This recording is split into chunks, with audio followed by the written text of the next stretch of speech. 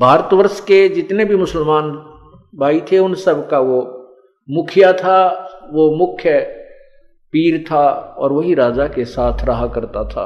राजा उसके संकेत से ही सर्व कार्य किया करता था, क्योंकि धार्मिक लोग होते थे सभी और वो गुरुओं के ऊपर पूर्ण विश्वास करते थे, अंधविश्वास करते थे। और जो भी शेख तकी अपनी जनता को, अपने अनुयायियों को कह देता था वो फाइनल होती थी। राजा भी, इसलिए राजा भी विवश था उस पीर के को साथ रखकर उसकी हर आज्ञा का पालन करने में। परमात्मा कबीर जी के जो शत्रु हुए थे वो अज्ञानी गुरु, पीर, काजी, मुल्ला, उन्होंने सिकंदर लोधी के सामने उल्टी सुल्टी झूठी कथाएं सुनाकर परमात्मा कबीर जी की जो है शिकायत की, कंप्लेंट कर दी। क्या क्या बताया कि वो मुसलमान धर्म को गलत बताता है, हमारी कुरान को गलत बताता है, हमारे हजरत मोहम्मद को नबी नहीं मानता है और वो अपने आप को खुदा कहता है, भगवान कहता है, हमारी बेइज्जती करता है, नाक में दम कर रखा है। वो बदमाश व्यक्ति है, पता नहीं क्या क्या झूठ बोल दी। अब सिकंदर लोधी भगवान से डरने वाला था। उसने सोचा भी ऐसी कोई बात चर्चा चली है, इनके काबू में नहीं आ रहा ना, तो ये गढ़ने दो। उसने देखो बुद्धिमान लोग होते हैं राजा, और भगवान से डरने वाले भी होते थे।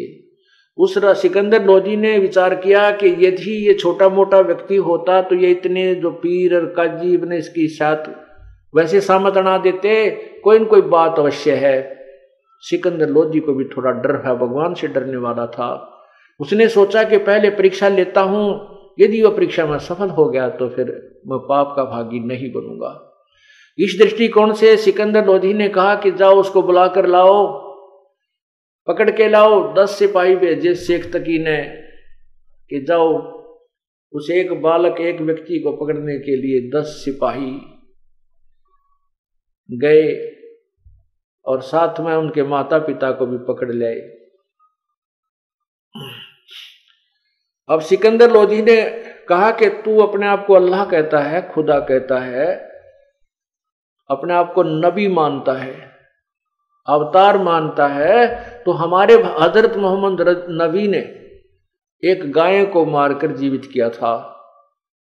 हजरत मोहम्मद जी ने एक गाय को शब्द यानी वचन से मारा था और वचन से ही जीवित कर दिया था। इतनी उनमें शक्ति थी। गरीबदास साहिब जी ने लिखा है कि मारी गौ शब्द के तीरम, ऐसे होते मोहम्मद पीरम, और शब्द फेर जवाई, गोसत नहीं खाया, हंसा राख्या गोसत नहीं खाया भाई। ऐसे पीर मोहम्मद भाई कि तुम नकल तो करते हो हजरत मोहम्मद जी की। गरीबदास साहिब ने कबीर परमेश्वर की महिमा से परिचित होने के बाद बताया, उनके ज्ञान को सुनकर, कि मारी गौ शब्द के तीरम, सब वचन रूपी तीर से, वचन से गाय को मारा था हजरत मोहम्मद जी ने, और शब्द फेर जवाई, वह शब्द से जीवित की थी।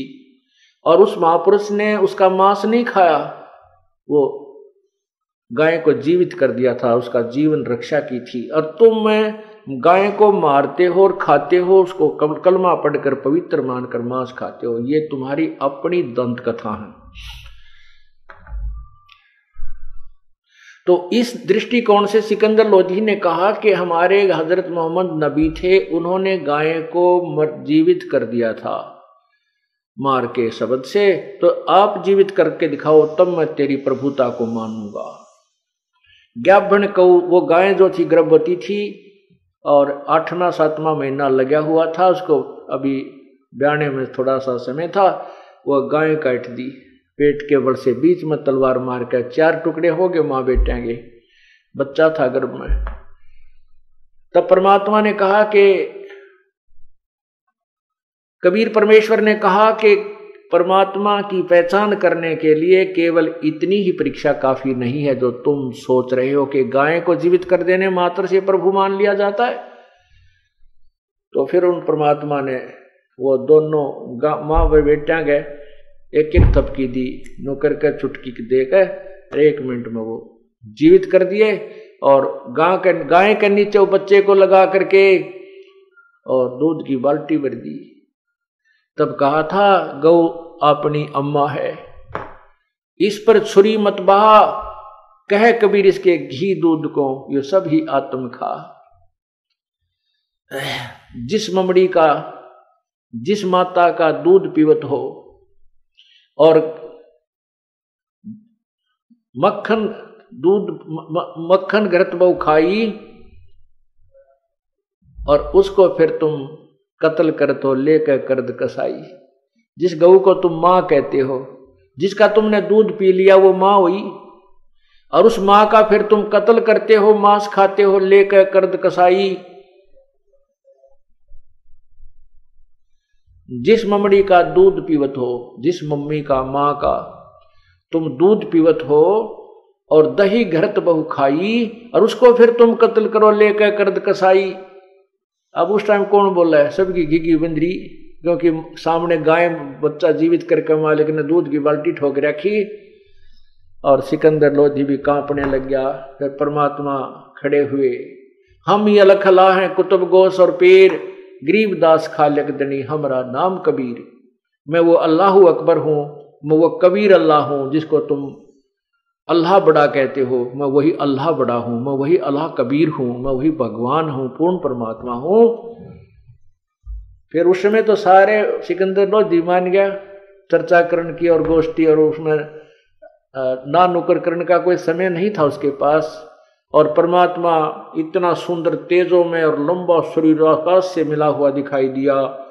तब सिकंदर लोधी ने चरणों में प्रणाम किया और परमात्मा को पालकी में बैठाकर, साथ में उनके माता पिता को अलग अलग पालकियों में बैठा करके और उनके आदर सत्कार के साथ बैंड बाजे बजा के उनकी झोपड़ी तक छोड़ कर आए। बोलो सतगुरुदेव की जय।